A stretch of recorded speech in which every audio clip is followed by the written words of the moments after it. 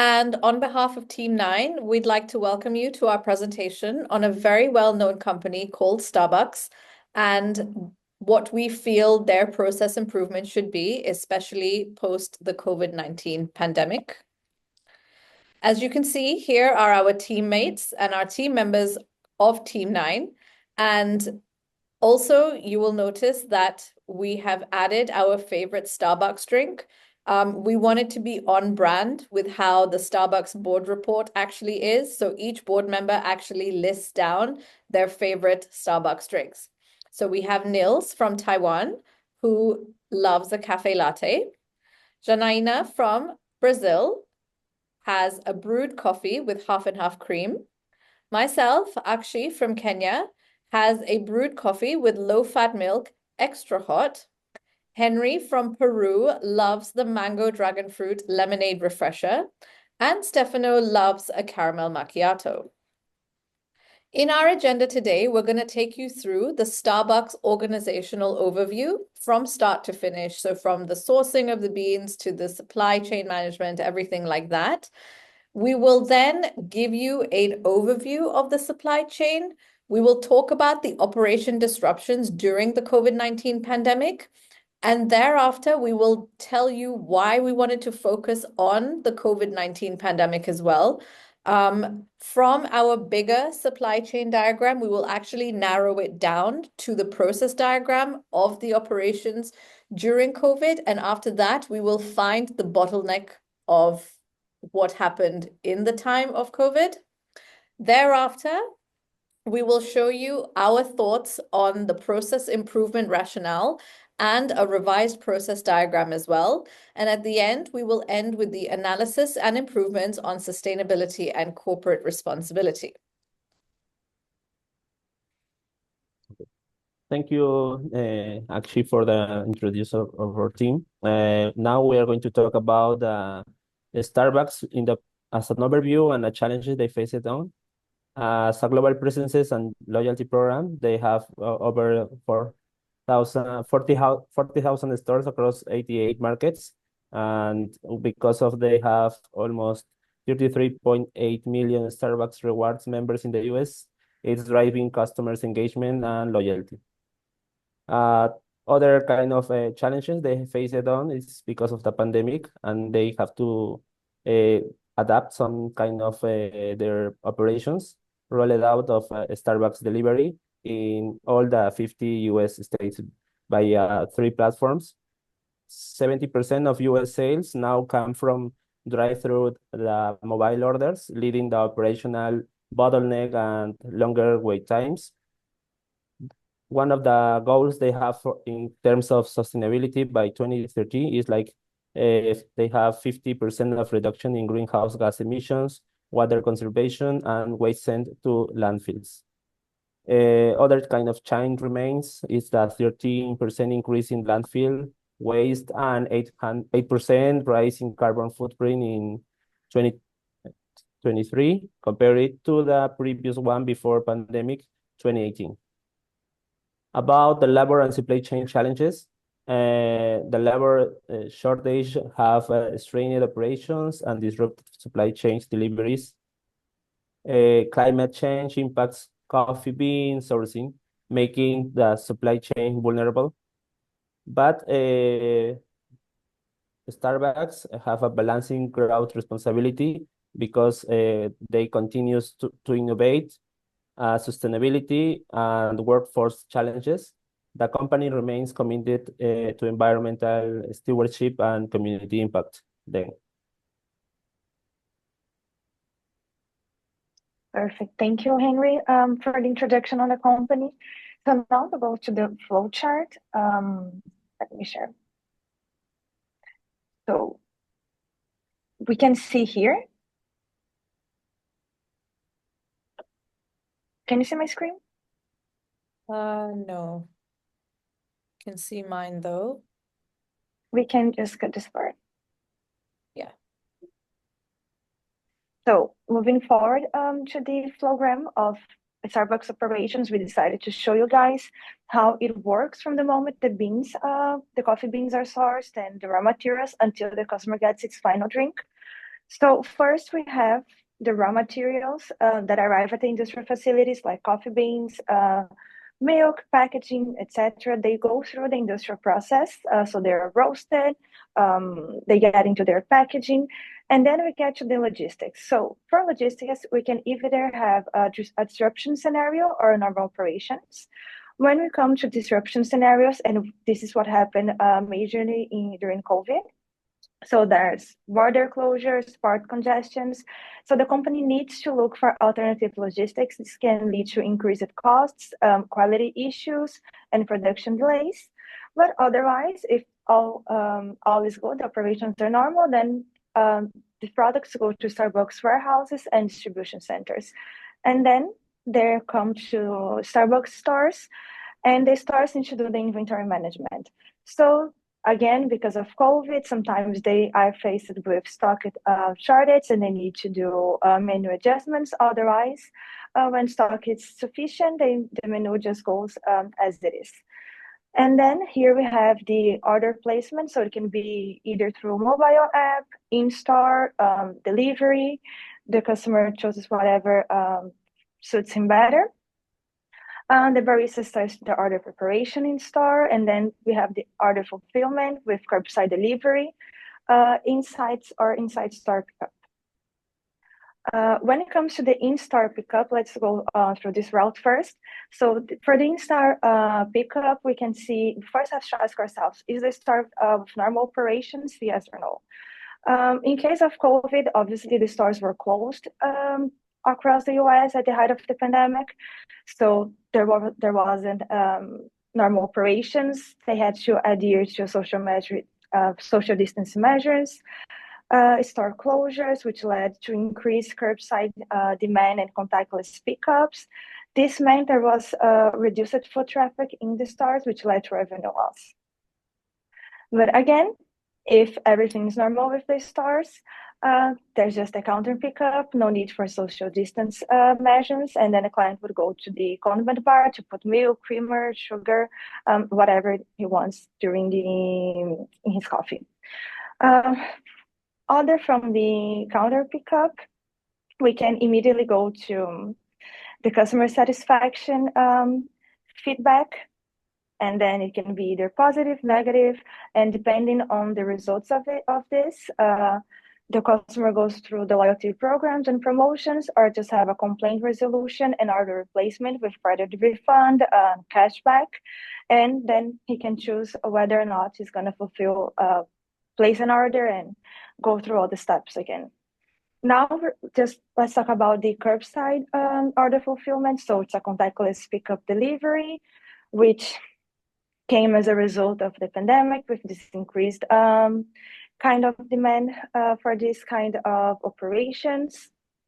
And again, once the customer has its drink in hand, it can go through the customer satisfaction feedback and do all the flow start all over again. So now, Iki, I'm gonna give you the slides back.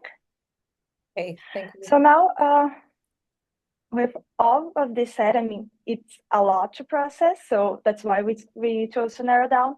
But just to give a high-level view of the supply chain during COVID-19, we divided into upstream, midstream, and downstream logistics. So for the upstream, which is sourcing and acquisition, again, COVID imposed a lot of social distance measures, lockdowns, which caused a labor shortage. Borders were closed, a lot of disruptions happening in Starbucks supply chain. And on top of that, everyone was faced with rising shipment costs and commodities. So Starbucks really took a hit here. When it comes to the manufacturing and distribution, which we call the midstream supply chain part, there were processing delays because, again, if you don't have enough raw materials, you're going to cause delay in the manufacturing process.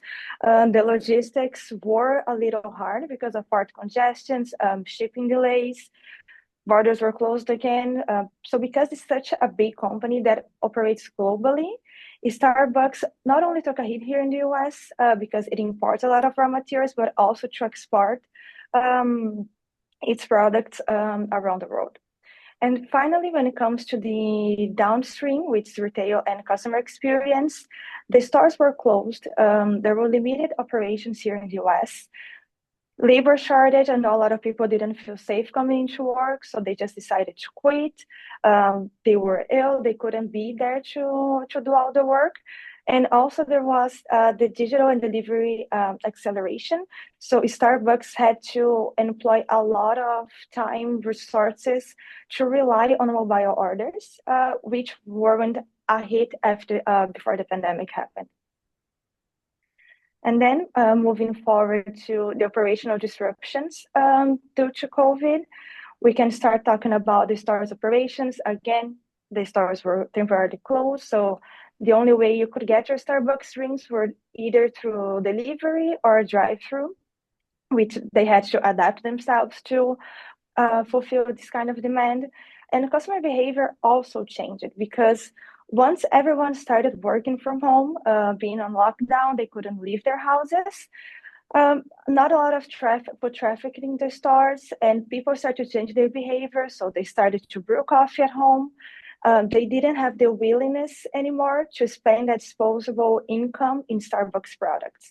So Starbucks also had to come up with solutions to start attracting more people into the stores once the social distancing measures were lifted. Again, with the supply chain disruptions, as business started to reopen and calling people to work from the offices again, Starbucks had to rapidly change all of their logistics to start catering to people that were going to the office again. So they were in a position, there's not a lot of people coming here, and then there's a lot of people coming. And how do we do with inventory? We don't have enough staff for this kind of situation. So they did have to adapt themselves on that. And again, because drive-through and mobile orders were so popular during the pandemic, everyone just got used to it and started relying more and more on them. So Starbucks had also to adapt the baristas and the order fulfillment and placement to cater to those clients. So thank you so much, Jana. So now that Jana actually touched on the fact that, we looked at Starbucks overall, we looked at their operations from start to finish, and we narrowed down that we are actually going to focus on what happened during the COVID-19 pandemic. You probably want to know why we're going to look at this. So like Jana said before, there was a lot of operation disruption. And we know it was not just with Starbucks. It was with every single company, whether you're in manufacturing, whether you're in sales, whether you're in office administration, the pandemic disrupted everybody. But with Starbucks specifically, it was a lot of store closure, reduced foot traffic, and supply chain delays as well. To combat that, they had to go through a mass adoption of mobile ordering systems. So a lot of investment was put in to developing the app to becoming stronger. Obviously, pre-pandemic, things like apps and stuff, and even loyalty was done on like paper cards and paper trails and things like that. But now everything was done through mobile ordering, mobile loyalty. So that is a significant investment from Starbucks. A lot of process adjustments has to be done too. So you had to train your staff on how to use the app, on how to respond to the app as well. And people had to also train as well.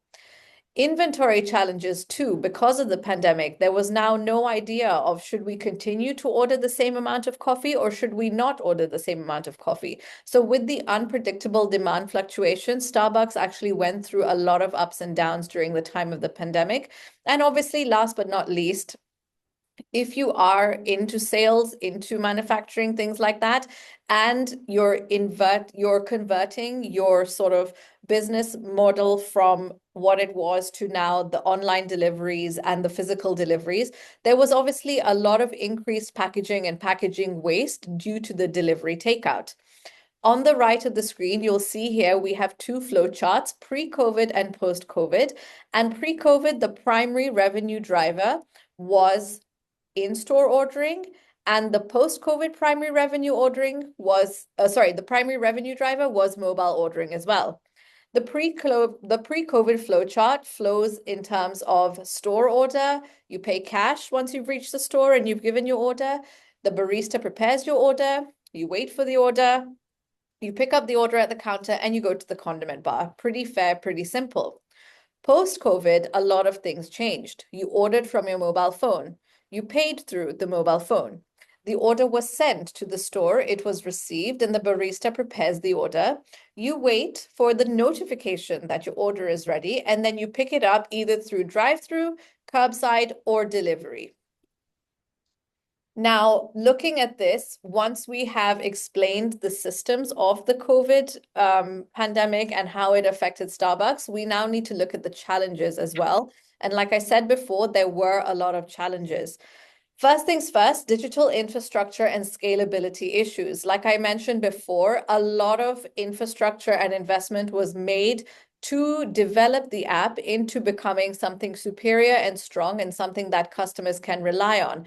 However, the more customers that seem to get signed up or subscribe to the app, the more it led to online trafficking and app crashes as well. So there was a lot of frustration behind the fact that, now not only can you not access your coffee, but the app was crashing because there were too many users on the app.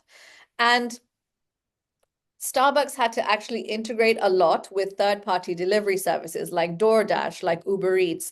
So a lot of that synergy had to be put into play as well. With COVID, of course, in the world, there were supply chain disruptions too. There was a lot of unpredictable demand, like I had mentioned before. There was not enough knowledge as to how the orders are going to be handled, how much supply, how much ingredients are needed. Things like milk, coffee, everything was going either into shortage or they had ordered too much bulk and there was a lot of money wasted around at the time. Of course, when you're ordering these ingredients, you are ordering them through a supplier. Suppliers were facing delays. Maybe they didn't have enough staff to deliver. Maybe they did not have enough product to deliver as well. They could not maybe meet the demand at the time.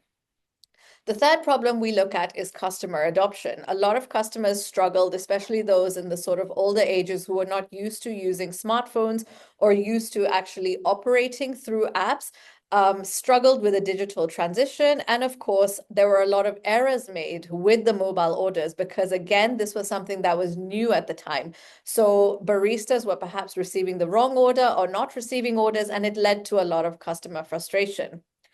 Another issue we look at is the operational adjustments that the baristas had to actually adjust very quickly into handling perhaps high volume of digital orders over and above the physical orders when people would go to Starbucks physically, despite the social distance, on curbside pickups and things like that. The staff members had to be trained at Starbucks as well to use these mobile phones. A lot of time was required for that. And of course, due to the pandemic, there was a lot of employee shortage that was happening because people were not coming in, there was social distancing. The fifth problem we've identified, and it's something that I'll touch on more in the next slides, is the drive-through and pickup bottlenecks. A lot of research has been actually found out behind the fact that this was a huge problem during COVID.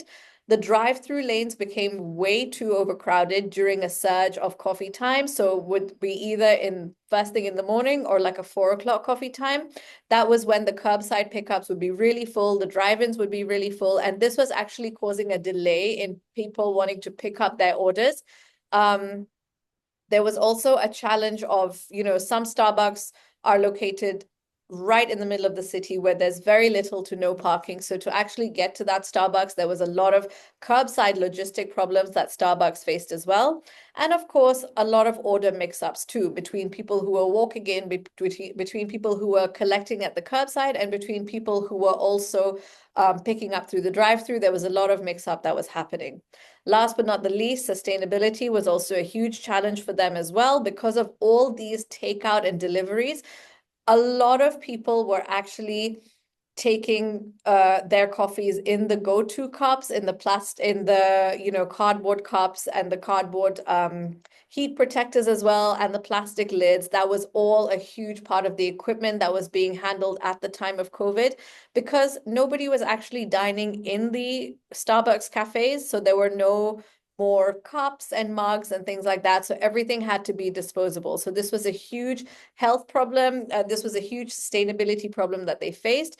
And of course, a lot of health administrators, a lot of, the United Nations, they forbid all these sustainable cups. So like they said, get rid of all the porcelain cups, things like that. We use only disposable, and that led to a lot of waste as well. Looking from the flow chart that Jana took us through, we actually narrowed down the problem during COVID. So this is the part that we're focusing on. Sorry, let me just wait.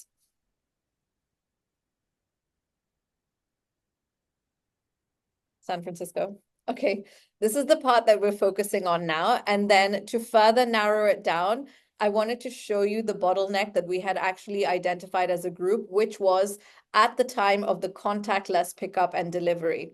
Like I mentioned before, drive-through lanes became very overcrowded due to a huge surge in online orders. This was particularly around the morning or in the afternoon. Curbside pickup logistics were a challenge in urban areas where parking was limited. So especially in those Starbucks located right in the middle of the city, parking was a challenge, could not get your coffee on time. And last but not the least, order mix-up from apps and walk-ins led to delays as well. Now, looking at the bottleneck, we wanted to find a solution in the modern world, which I like to call post-COVID. And the one thing that we identified was using AI in a lot of their processes. The good thing is that Starbucks actually already have an AI solution in their analytics department to go through, which I'll take you through after. But the three things that we identified, which you can see here in the process flow chart in green, I'll just zoom that in for you a little bit. One thing we said was for them to expand their supplier network to avoid bottlenecks just in case of another pandemic. You're not reliant on one or two suppliers. You actually have many, many suppliers as well. So you'll never actually be short on your raw ingredients. The next thing we said was for an AI-driven demand for forecasting. So obviously using AI and analytics, which I said I'll take you through right after this, to actually determine how much coffee or how many ingredients you would need so that we're reducing waste in the long run and also having an eco-friendly solution for Starbucks. And last but not the least, at the bottleneck, which we identified, we thought that, you know, a smarter solution would be to perhaps divide the collecting lanes or the collecting process in three, just so that there are no order mix-ups and just so that there are also no confusions and there are no bottlenecks when it comes to these things. So everything highlighted in green is sort of our new process flow chart. And thereafter, the flow chart remains the same. You go to the condiment bar, customer satisfaction, so on and so forth. So yeah, I already took us through this, but I wanted to touch a little bit on the Deep Brew, which is an AI-based order prediction that Starbucks are already running. And the analytics actually help prediction, and they also help to see which areas have the most foot traffic within all the Starbucks operations. So it actually also helps them decide where they want to open new places and new chains as well. We also talked about separating the orders in terms of the line management after the order's been done. And like we said as well, implementing a smart ordering queue to reduce drive-through congestion and reduce pickup collection as well would be another way to really help Starbucks rise on top. Just a fun fact, Costa Coffee has actually partnered with Microsoft to run another sort of AI and analytics, but that has just been announced last year. So Starbucks are still way ahead of the game. And if they continue with their AI and their innovation, it'll actually be really beneficial to them in the long run. Perfect. Thank you, Nikki. So now we can talk about the ESG aspects of a Starbucks and how it can do better. Because as Henry mentioned in the beginning, Starbucks is still focused on sustainability, but it's facing a lot of problems, a lot of challenges. So, for example, they had a 13% increase in waste sent to landfill during 2023. Their carbon footprint actually was up by 8% when compared to 2019. So although Starbucks has all of these policies, they're really worried about the environment. They still have room to improve, as every business has. So the first one that we thought about as a suggestion for the company would be the reduction of waste through better inventory planning. Again, we are taking you to the AI solution. Maybe you can have this forecasting of demand, and you can see what to buy from inventory, what you don't need as much, and what's about to expire. So you can run dynamic pricings and discount strategies to those products that are about to expire, so they don't become waste on food or go to landfills. And then again, when it comes to packaging, because of the pandemic, they relied a lot on to-go one single-use cups. And what they started to do in Seattle actually was to have this returnable cup program. You get a discount on your coffee if you just get the cup back. So it would be nice to see they're rolling this out through the entire country, but maybe start with baby steps in the biggest urban centers. One store in New York would be great, have a lot of impact. And then for renewable energy, this is a hot topic. Everyone's trying to use more renewable energy. Starbucks has also a partnership with Tesla, where in some locations they offer Tesla chargers. So they are, in a way, given an incentive for this kind of technology. But they can do better. They can have on-site renewable energy solutions. They can have, solar panels in locations with a high sun index. And when it comes to the corporate responsibility, Starbucks is known in the retail industry for being there for their workers. They even don't call their employees employees, they call them partners, and they have this mission on supporting their partners through their whole careers. They pay their workers really well. I mean, 2 or 3 times above market average. That's something. They have the Starbucks Achievement Plan, where they send their partners to university. I think now it's in Arizona University, but they do all these steps to have them trained and, do better and keep that talent within the company. So if they can roll this program out through the entire country and even globally to regions where college education is limited, it would be a great thing for them to leverage on. And also a partnership with local suppliers. We said it once, we're saying it again. They faced a lot of supply chain disruptions during COVID. And they are now super worried about climate change because they just roast one type of coffee, which is the Arabica coffee. And this coffee is extremely, extremely sensitive to the heat. So with climate changes and climate temperatures rising, they are facing a shortage in this coffee bean, which is their main product, to be honest. So they started to partner with some local farmers in Costa Rica, Guatemala, to invest in studies regarding hybrid coffees, varieties, and how they can protect this coffee bean and how can they do better, and even have like a greener coffee for the future. And with community engagement, they have the Starbucks Foundation. It was really helpful during the pandemic.